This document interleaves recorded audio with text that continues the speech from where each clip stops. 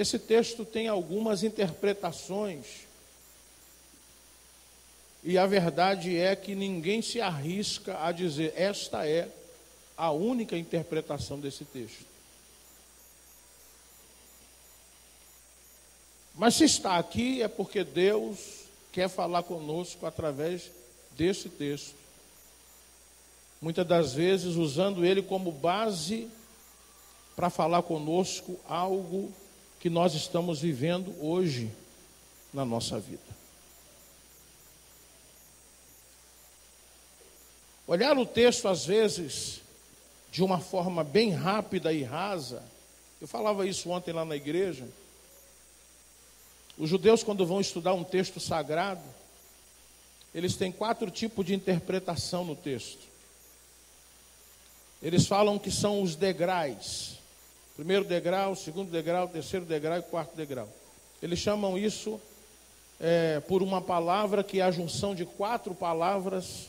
Então eles pegam as 4 primeiras iniciais e forma pardes, que em hebraico é jardim, que é traduzido como paraíso. E jardim, no hebraico, não é como o nosso jardim cheio de flores, de margaridas. Jardim, para os judeus, eram pomares de frutas. Deus, quando planta o jardim do Éden, planta um pomar e diz para o homem, come tudo. Os frutos do jardim, menos aquela, e aponta. Então, pomar para eles é jardim, jardim é pomar, não como o nosso que é flor. É uma forma de comunicação.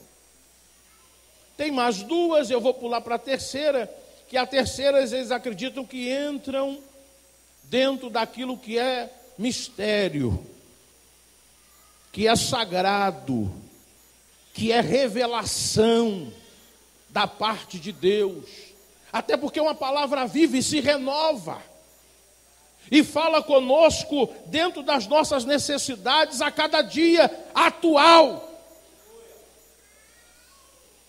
Então, quando os judeus vão examinar um texto sagrado, seja ele qual for, ele diz assim, vamos caminhar pelo jardim. Vamos passear no pardes, no pomar. Vamos nos alimentarmos.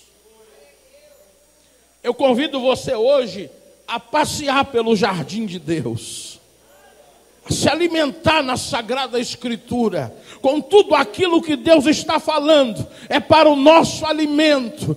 Desde que esse culto começou, o que se cantou foi palavra, o que se orou foi palavra, e agora mais uma porção da palavra. Caminhe por esse jardim, ande nesse pomar e se alimente. Aleluia.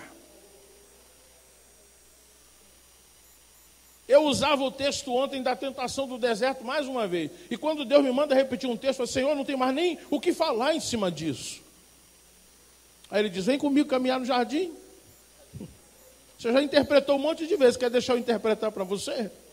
Quer deixar eu revelar algumas coisas novas? E aí eu fui meditar que quando Jesus é levado para o deserto, pelo Espírito, e cheio do Espírito, conduzido pelo Espírito, guiado pelo Espírito, a gente olha para um Jesus maltrapilho, queimado do sol, oprimido pelo diabo, como se ele fosse a presa na situação. E eu dizia ontem que, na verdade, Jesus ali, ele não é vítima, ele é o predador. Jesus ali está entrando no terreno do inimigo. Ele não esperou o inimigo vir, ele foi. E ele foi vencer o diabo, mesmo sendo tentado. Eu dizia ontem, chega a dar vontade de rir com as revelações de Deus, com a profundidade da palavra. O diabo vai e diz para Jesus, se tu é filho de Deus, transforma essa pedra em pão e come. O diabo não entendeu que Jesus estava ali por vontade própria. Ele disse, eu não estou aqui porque você está me obrigando, eu estou aqui porque eu quero estar aqui. Eu estou com fome porque eu quero jejuar. Não é você que vai resolver o meu problema. Eu estou aqui porque eu estou conduzido, eu estou guiado pelo Espírito. Não é o diabo que tem o controle. Quem tem o controle é Jesus. Ele está ali porque ele quer. Porque ele tem propósito.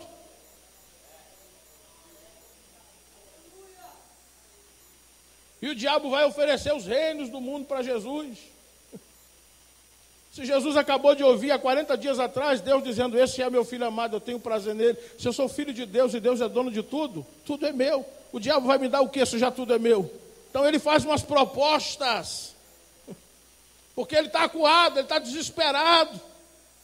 Ele está acostumado a nos amedrontar e a gente recua. Quando a gente se posiciona, quando a gente entende quem é, a gente parte para cima e quem tem que recuar é ele. Só quando eu não tenho esse entendimento, ele dita e eu obedeço. Ele faz careta e eu corro. Os papéis não podem se inverter. Eu preciso entender. Como o culto hoje é denominado de culto de libertação, quem de nós aqui não precisa? A gente está sempre se libertando de algumas coisas e sempre se metendo em cadeias, em coisas, em embaraços. Mas a palavra tem poder de nos libertar. Ah, mas eu já fui livre na cruz do Calvário, é verdade, só que às vezes a gente não vive essa realidade que professamos. É uma realidade que não só deve ser falada, mas que deve ser vivida. E o inimigo, quando percebe que você não vive essa realidade, ele vai proporcionando para você uma vida de escravo, quando na verdade você já é livre. É por isso que a Bíblia diz que o povo perece, porque lhes falta E esse conhecimento não é só de saber, é ter a consciência do que se sabe. Porque às vezes eu sei, mas não vivo, porque eu não tenho a consciência.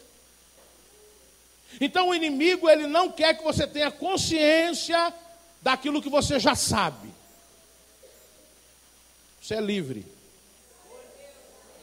Você é mais do que vencedor. Seu nome está escrito no livro da vida. A morte não pode segurar na sepultura. Jesus está vindo te buscar. Teu nome está na lista dos convidados das bodas do Cordeiro. Jesus disse, se você vencer, vai se assentar no trono com ele, como ele venceu, se assentou no trono com o Pai. Esta é uma realidade que o diabo não quer que você viva hoje. Paulo vai dizer que em Cristo nós já estamos nas regiões celestiais. Eu não vou esperar eu morrer para viver essa realidade. Eu vivo essa realidade aqui. Eu não vou entrar no reino dos céus. O reino dos céus já entrou em mim, porque Jesus já inaugurou o reino dos céus e eu sou cidadão de lá. Só que quando eu não me posiciono e essa realidade ela não é vivida, o diabo vai trazer para alguns crentes uma proposta indecente. Você já percebeu que você só fica aí enquanto você quiser?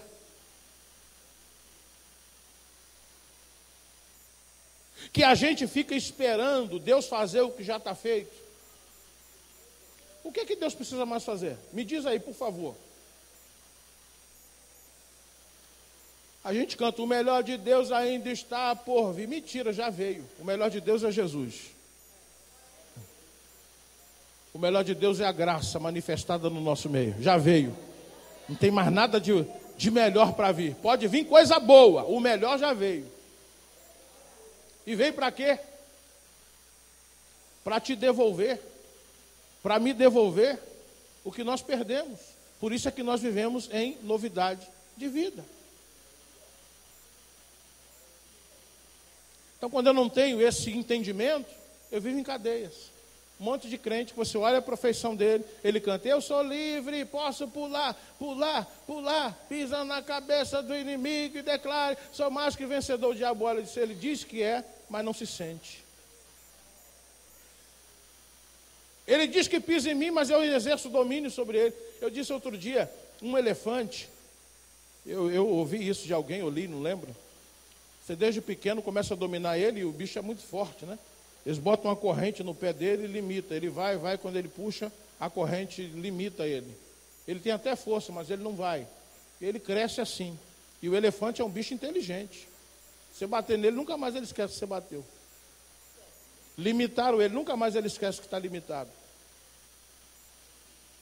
Se ele crescer e você amarrar um barbante no pé dele, pastor, ele vai e quando ele sentir o barbante, ele para. Era só ele fazer isso, né? Eu tenho uma palavra de Deus para você essa noite. É só você fazer isso. Porque força, Ele já te deu.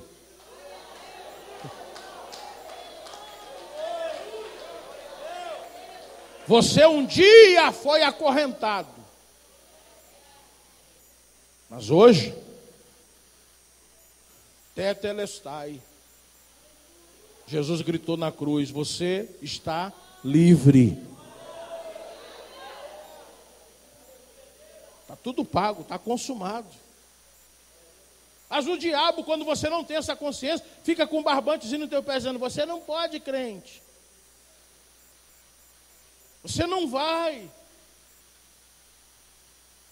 Ele começa a te limitar e te apontar o que você pode e o que você não pode. Aí sabe o que acontece com muita gente? A gente vai se sujeitando. A gente tem um monte de crente livre na igreja, vivendo cadeias.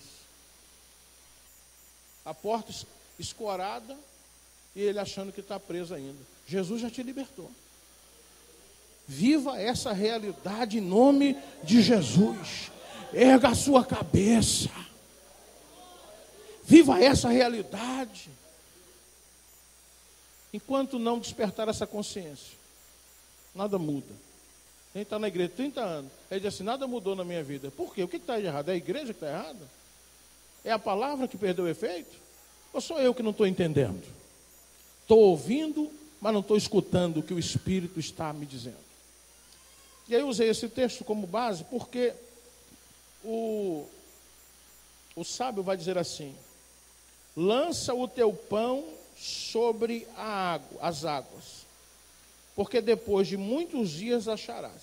Dentro de algumas interpretações desse texto, vão dizer que aqui é um apelo para que a gente divida as nossas coisas com os pobres. É um tipo de interpretação e que vai ser aplicada e que vai ser muito eficaz quando o assunto for relacionado a isso.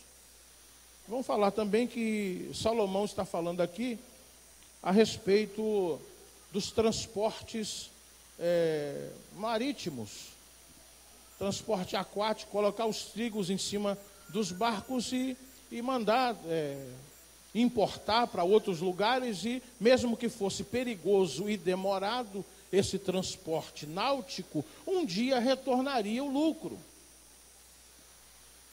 Tem uma outra interpretação que eu acho propícia para o nosso assunto hoje, quando a explicação é a seguinte, os judeus, é a que eu mais gosto, e que se tivesse que escolher uma, eu diria, essa aqui é a tradução, é a interpretação. Os judeus viveram muito tempo no Egito, escravos. O Egito, na época, era o top de tecnologia, de inteligência, em todas as áreas. Lá o ano que vem. O rio Nilo, ele transbordava e ele alagava muitas planícies, de forma que não se tinha lugar para plantar, pastor. Tudo alagado, como é que planta? Então, o período das cheias no Egito, durante muito tempo, os agricultores não conseguiam plantar. Isso trazia prejuízo econômico, dificuldade, crise, fome. Por quê? Não havia oportunidade de se plantar no período das cheias. Não tinha terra seca. E as terras produtivas eram as que estavam às margens do rio. Mas quando ele transbordava no período das chuvas, não tinha espaço para plantar, só tinha água. Até que os egípcios inteligentes pegavam os grãos de trigo, de cevada, e eles jogavam no rio Nilo os grãos. que é a matéria-prima dos pães, do alimento base para o povo antigo. Não tem terra. Então eles pegavam as sementes e jogavam no rio Nilo. O rio transbordando, levava essas sementes por lugares que eles não haviam plantado. Quando as águas desciam, essas sementes jogadas dentro do rio, sentava-se em cima desses terrenos agora, adubados e umidificados pelo transbordar do rio, começavam a brotar e tempos depois eles iam só colhendo aonde eles não haviam plantado. A palavra hebraica nessa tradução para pão é a mesma origem para grão, semente. Então, na verdade, o que o sábio está dizendo aqui é o seguinte: pega a tua semente, que vai dar origem ao teu mantimento e ao teu pão, e joga nas águas. Porque depois de muito tempo você vai colher.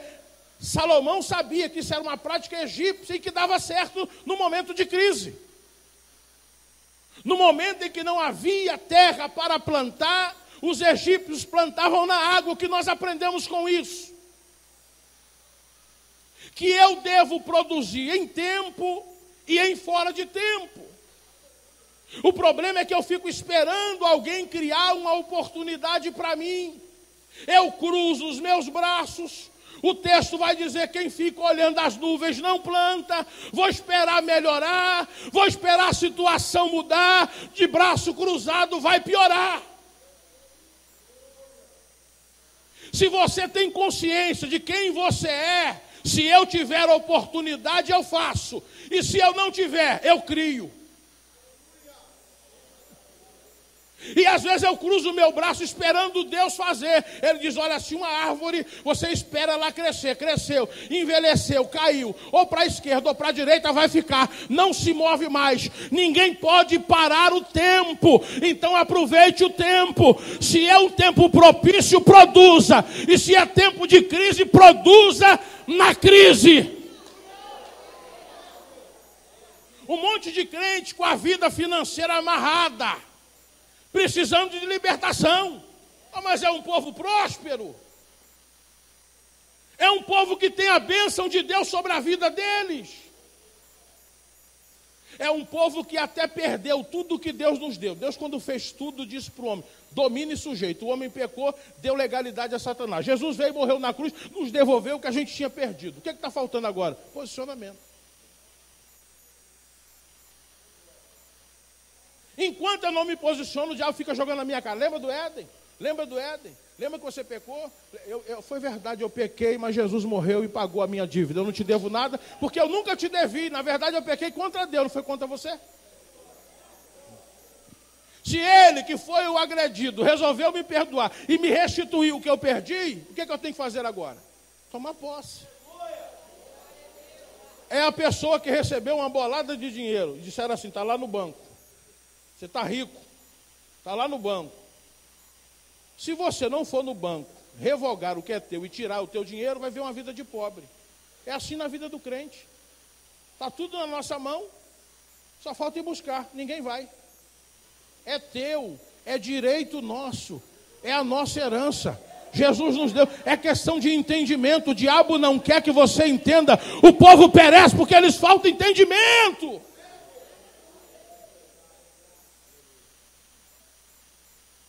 Ah, tá ruim, tá tudo alagado, não tem terra para plantar, planta na água.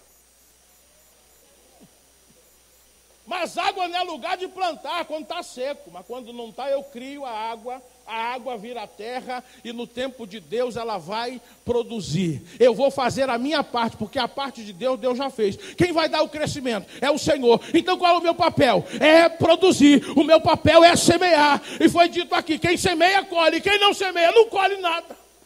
Em todas as áreas da vida.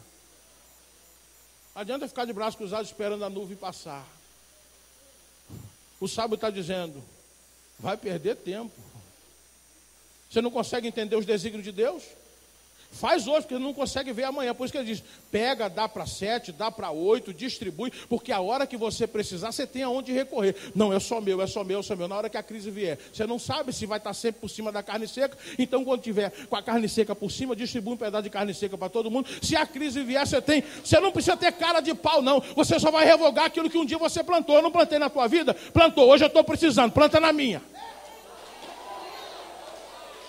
Não planta na vida de ninguém. Vem a crise, vai passar fome.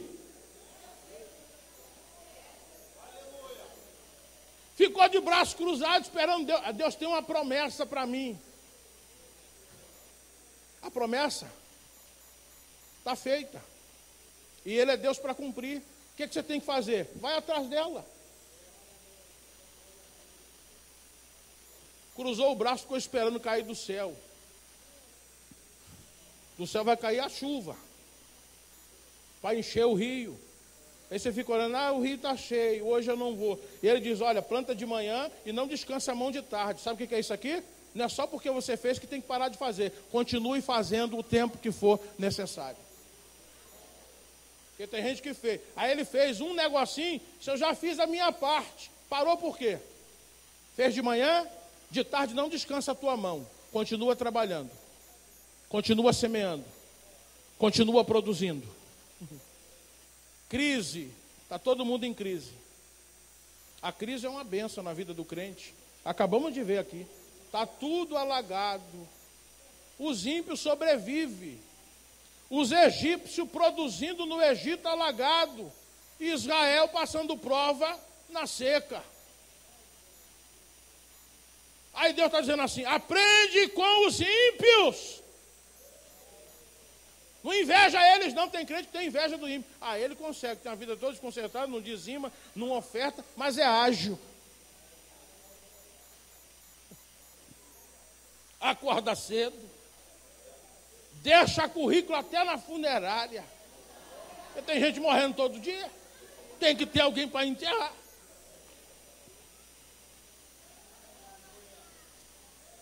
Todo trabalho é digno no Senhor.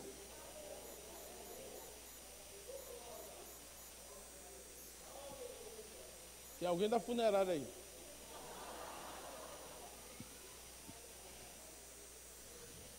Então o que eu tenho que fazer? Aproveitar as oportunidades. E quando a oportunidade não vem, eu crio a oportunidade. A palavra eu já tenho. A gente fica dizendo, a bênção do Senhor nos acompanha. Mas parece que tem hora que a gente vai sozinho e a bênção não vai. O culpado é a bênção. Deus é menino para te enganar? Ou é a gente que vai sozinho sem a bênção? Fica lá de braço cruzado, esperando Deus fazer o que já está feito. Deus não vai fazer aquilo que é para você fazer. O que você não podia fazer, Deus já fez. O que você tem que fazer é a sua parte. E a vida será vitória. Sua vida vai mudar. Eu não estou prometendo essa prosperidade desse evangelho barato aí de fora, não. Eu estou falando de uma vida próspera. E uma vida próspera é a falta da ausência. Uma vida próspera é para quem planta. Uma vida próspera é para quem cava. Uma vida próspera é para quem tem princípios. Uma vida próspera é para quem crê. Uma vida próspera é para quem se posiciona. Uma vida próxima é para quem se dedica.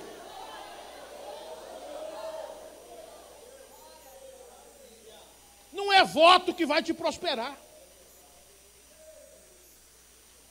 Você faz um voto com Deus por gratidão. Você dizima por gratidão. Você oferta por gratidão. Por quê? Ninguém que oferta, ninguém que dizima e ninguém que faz voto faz porque não tem, faz porque Deus deu primeiro. Se Deus não tivesse dado, como é que você ia trazer? O que vai nos fazer prosperar, isso é a obrigação do crente, é princípio na vida do crente. O que vai fazer um crente prosperar é esse crente aplicar a palavra na vida. Às vezes ele só dizima. Às vezes ele só oferta. Ele cruza o braço e fica dizendo, agora Deus é obrigado a me dar. Deus é livre. Ele já fez. Ele dá o crescimento, Ele dá a chuva, muda as estações. Você que tem que ser inteligente para produzir em tempo e em fora de tempo. Um monte de crente vivendo uma vida desgraçada, dizendo assim, é o diabo. Tem diabo na vida do crente, que é o crente mesmo, que arruma. Se ele não tem autoridade na nossa vida, não pode tocar nos nascidos de Deus. Como é que parece que tem crente que é endemoniado? Com a vida miserável.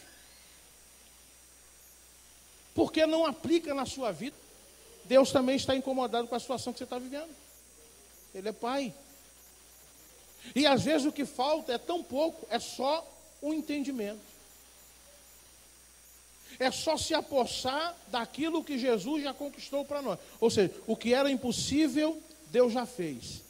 O máximo, a nossa salvação. Nos deu direitos. Exerça. O inimigo vai até onde você permite. É uma questão de ótica que tem que ser mudada, que tem que ser alterada. É uma realidade que tem que ser vivida, e a igreja parece que tem medo de viver o novo de Deus, o melhor de Deus nesta terra.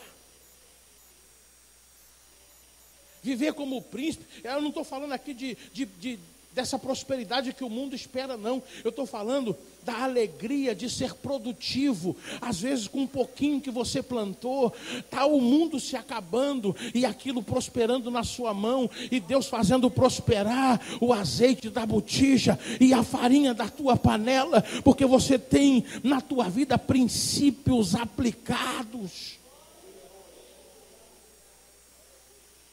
É uma viúva que no momento de crise em Israel tem para alimentar o profeta.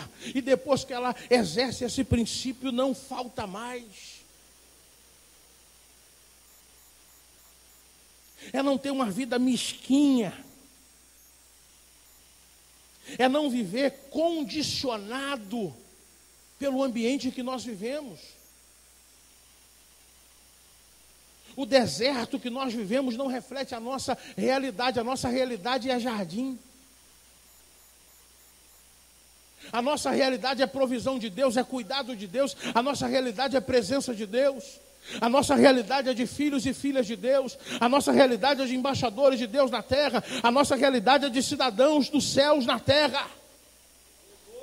Não estou falando, e nem o texto está dizendo que vai ser vida fácil, não, é uma vida dedicada a acreditar que o fruto das nossas mãos vai prosperar. Você percebe que Deus está querendo romper hoje com uma cadeia que até hoje veio te prendendo, até aqui, quem sabe de geração em geração, você não viu nada prosperar, nada frutificar na tua vida, e você é uma pessoa próspera e frutífera na presença de Deus.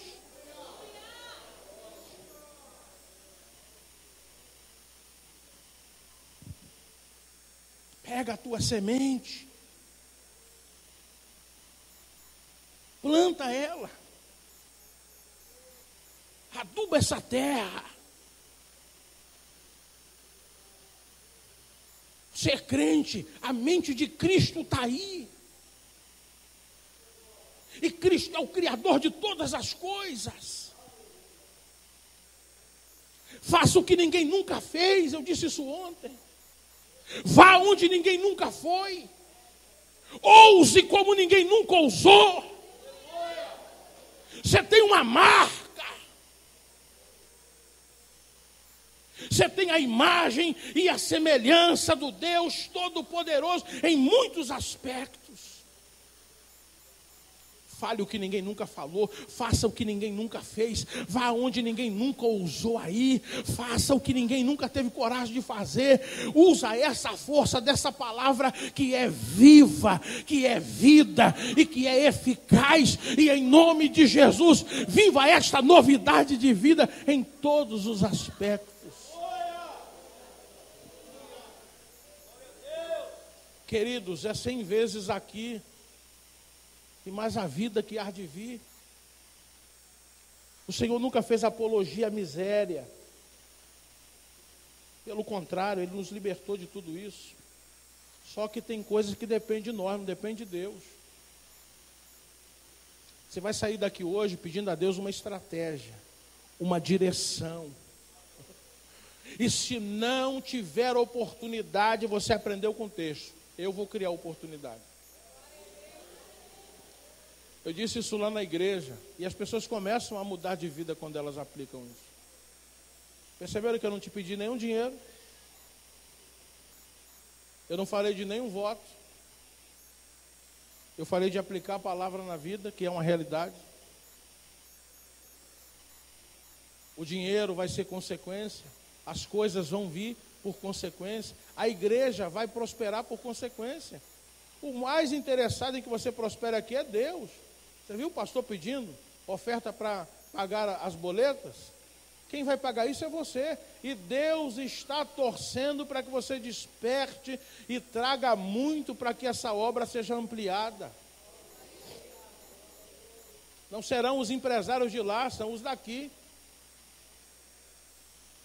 Não são os ricos de lá, são os prósperos daqui que vão fazer a obra. Eu vim trazer uma palavra de quebra desta maldição na vida de muito crente. Pastor, foi quebrado na cruz do Calvário, é verdade, só que você ainda não tinha despertado para essa realidade.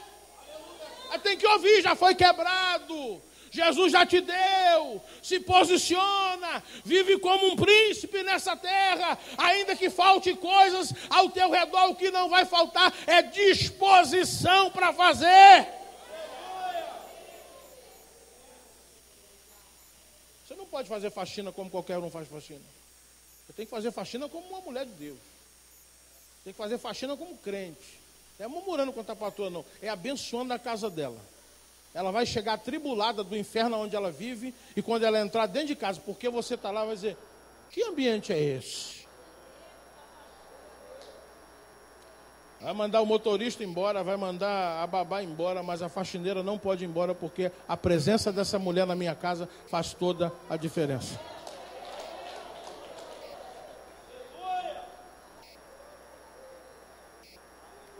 Você faz cabelo. Por que não tem fila ainda no seu salão? Porque você não quer, né? Porque o teu tem que ser o melhor cabelo. Você vai ficar musculosa de esticar o cabelo daquela mulher, mas ela vai ter o melhor cabelo do Rio das Pedras. Vai dizer: mulher, o que fizeram contigo? Foi a irmã.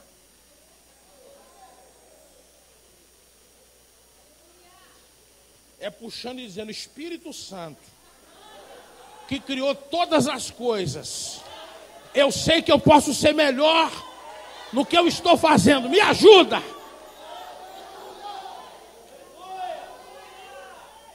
É na unha, a mulher vai ficar apaixonada quando vê a unha que você vai fazer, porque vai ser a melhor unha do Rio das Pedras. É fila, tem que pegar a senha.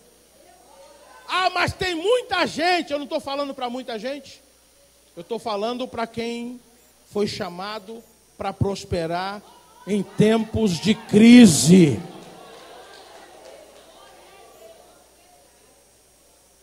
No meu salão tem direito a água gelada, café, oração, expulsação de demônio. A cartãozinho de fidelidade. Se vira, cara. Inventa o que os outros não inventou ainda. Aí depois o nego tá bombando, é ímpio, é egípcio, produzindo em tempos de cheia, e tu na seca, esperando a água baixar para você se movimentar. Não dá tempo, querido. Encara essa água, encara essa cheia. Se tiver terra, produz. Se não tiver, produz na água. Mas faz alguma coisa, porque a glória de Deus precisa ser manifestada na tua vida. Ah, pastor, vou esperar o céu. O céu é a nossa realidade. O céu é a totalidade de todas as coisas. Agora, se você quer viver assim, problema seu. Você não pode achar que todo mundo tem que viver nessa visão limitada. Pregava no pastor Itamar, sábado, Deus tem uma obra grande na vida de Abraão. Deus está dando continuidade no projeto da salvação.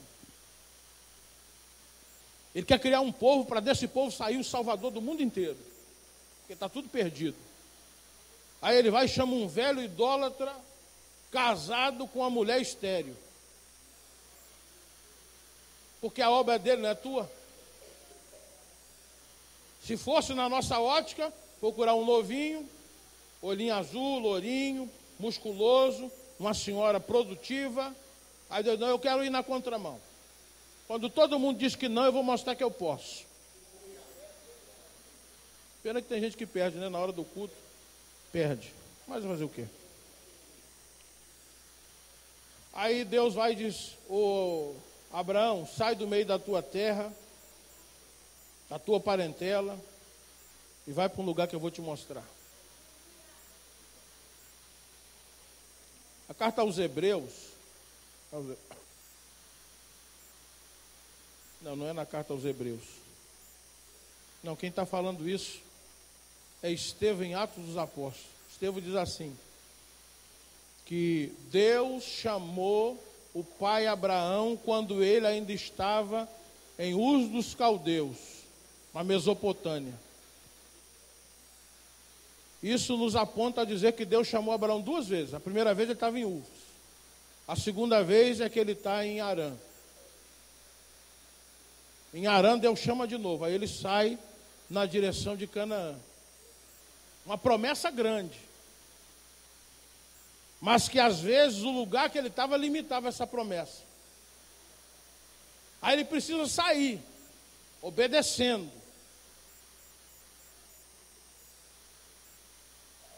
Aí ele está acampado no deserto, olha para dentro da sua tenda, tem uma velha estéril e ele também. Ele olha para ele, olha para a velha e não dá.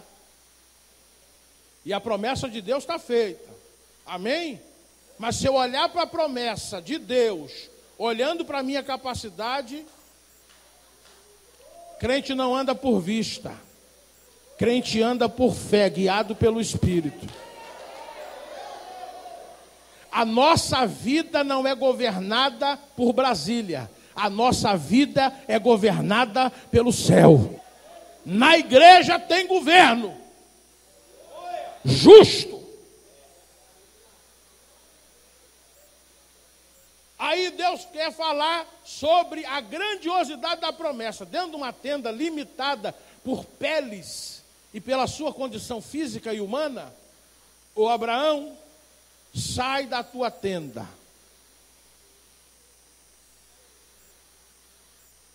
Primeiro empecilho era a família. Segundo empecilho era a tenda. Sai da tua tenda. Quando Abraão se desloca e sai da tenda, Deus disse, agora olha para o céu. Porque dentro da tenda ele olhava para a mulher que não podia produzir. Mas quando ele olha para o céu, ele entende que quem fez a promessa é autossuficiente para cumprir. Aleluia. Agora eu quero que você comece a contar as estrelas. Se é que tu pode. Eu acredito que ele até começou e Deus diz assim, você tem perspectiva que vai conseguir dimensionar o que eu quero fazer contigo, rapaz? Não dá para tu. Olha para a terra. Começa a contar os grãos de areia. Acho que ele começou a dizer, ih, não dá. Ele disse, pois é, assim é o tamanho da minha promessa. Para de olhar para você e começa a olhar para aquele que te chamou, para aquele que te prometeu, para aquele que já fez aquilo que você não poderia fazer. Não é pela força do teu braço. É pela mão potente do Senhor. Não é capacidade humana. É crente guiado pelo Espírito na consciência de quem é. Pode parar uma pessoa com esse discernimento. Quantas vezes você ouviu alguém dizer assim para você? Você não vai conseguir. Isso não é para você. Você não pode. A partir de hoje você vai dizer assim: eu não poderia. Eu descobri que eu posso. Mas ninguém te conhece. Aí tu vai dizer assim: mas aquele que é interessante me conhecer, me conhece desde o ventre da minha mãe. Se o Espírito não tiver poder de soprar o teu nome aonde ele quiser, ninguém mais pode. O que eu tenho que fazer, pastor? Tomar consciência. Não estou dizendo tomar posse não, tá? Consciência. Consciência de que nós podemos e de que nós vamos fazer. E de que Deus vai olhar para a nossa vida e vai dizer: eu tenho prazer na sua vida. Pessoas vão começar a ver Deus na nossa vida em todos os aspectos, em todas as áreas, e isso vai alegrar o coração de Deus. Quando você entender que não é pela sua mão, quando você entender que não é pela sua força, quando você entender que Deus não precisa fazer aquilo que já está feito, é uma questão de reação. Eu tenho crido que o céu é um lugar de reação. Diga assim: o céu é um lugar que reage. Quem age sou eu. O céu só reage. Porque no céu já está tudo pronto. E precisa ser revelado na terra. E nós somos essa revelação de Deus na terra. Então, no momento em que eu começo a agir, é como uma engrenagem, entende? O céu começa a reagir. Céu é lugar de reação. Está tudo pronto. É Deus esperando eu detonar o botão, eu apertar o botão. Porque Deus quer ter prazer na sua vida em todos os aspectos. Deus quer provar para nações que de um ventre estéril Ele pode fazer mãe de filhos. De que alguém perdido, de que alguém tirado do meio do mundo do lixo,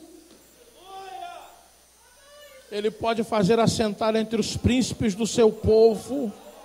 Essa é uma promessa de Deus para a sua vida, e você não pode abrir mão disso, porque não foi você que escolheu isso, foi Ele que resolveu te dar. Então se aposte dessa verdade em nome do Rei.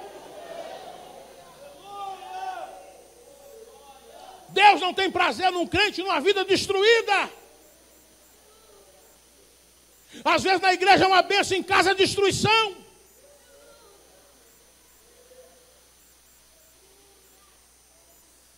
Aqui às vezes todo mundo pensa que está tudo bem, você chega em casa é só escassez, é só desgraça. A gente não é movido por ganhar nada. Eu dizia isso ontem: quem tem propósito, quem tem visão, anda nessa visão e anda nesse propósito, nada de fora interfere. Perceba que o diabo no deserto, como eu disse, está pressionando Jesus para que Jesus ceda. Se tu és o Filho de Deus, transforma essas pedras em pão. Eu não estou nem aí para o sussurro do diabo no meu ouvido. Eu não tenho dúvida de quem eu sou. Jesus, quando saiu do Jordão, a Bíblia diz que o céu abriu e Deus disse: esse é o meu filho amado e eu tenho prazer nele. Aí Jesus vai para o deserto, o diabo está sussurrando: você é o Filho de Deus, você é o Filho de Deus. Não escute o sussurro do diabo, o que importa é a voz que eu ouvi na beirada do Jordão: eu sou filho, eu sou filho, eu sou filha, Deus tem prazer na minha vida, não importa a circunstância que está do meu lado. Eu não posso ter crise de identidade. Aleluia! O diabo está pressionando contra a identidade de Jesus, se você é filho de Deus, colocando em dúvida. E Jesus olha para um lado e outro, não tem nada. É deserto, lugar escasso. Mas o diabo não pode arrancar de dentro de mim, ainda que tudo à minha volta seja escasso, seja deserto e não tenha absolutamente nada. O que o diabo não pode arrancar de mim é a minha identidade de filho de Deus. Eu sou filho, não por aquilo que está à minha volta, mas por aquilo que está dentro de mim, pela voz do Senhor que diz: você é o meu filho amado, eu tenho prazer na tua vida.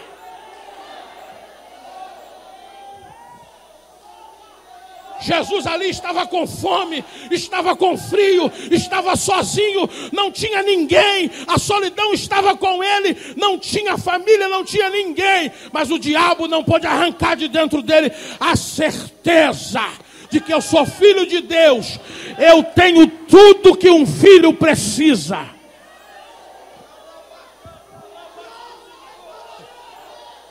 Aleluia!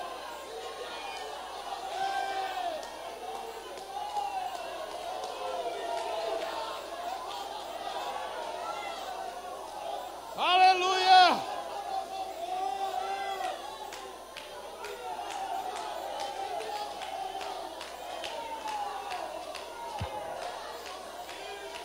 Aleluia!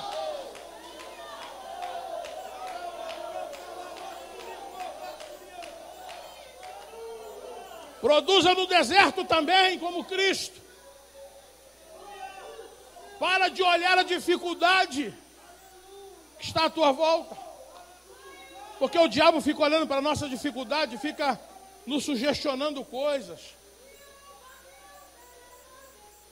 ao invés de estar ali com o rosto no pó, adorando, jejuando, buscando a face de Deus, não pelas coisas que estão à minha volta, mas pela gratidão daquilo que eu já sou. Eu sei quem sou.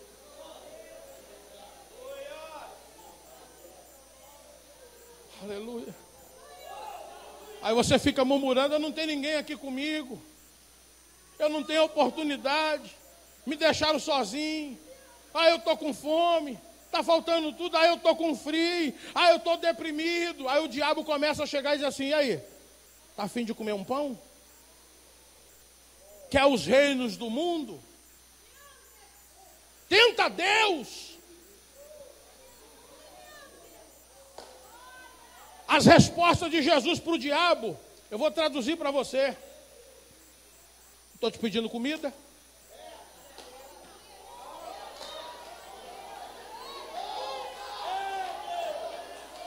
Mas você está com fome. Mas eu sou filho de Deus. Filho de Deus também passa fome.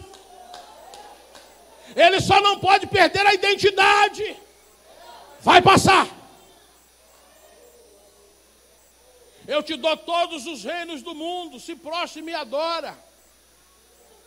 Faltou tudo para Jesus e o diabo está vendo Jesus com falta de tudo adorando. Aí sabe qual é a estratégia dele? Falta tudo e ele adora.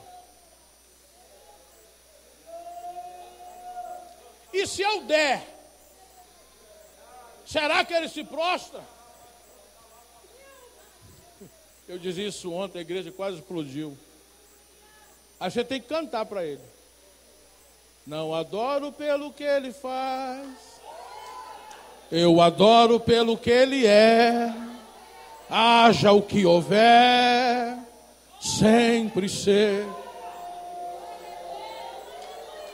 Se Deus fizer,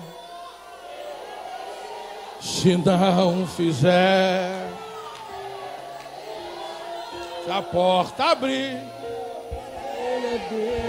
e se fechar, continua sendo Deus. Se a doença vier, Ele é Deus. Se curado for, Ele é Deus. Se tudo der certo, Ele é Deus. E se não der? E se não der, continua sendo Deus. Minha fé não está firmada nas coisas que pode fazer.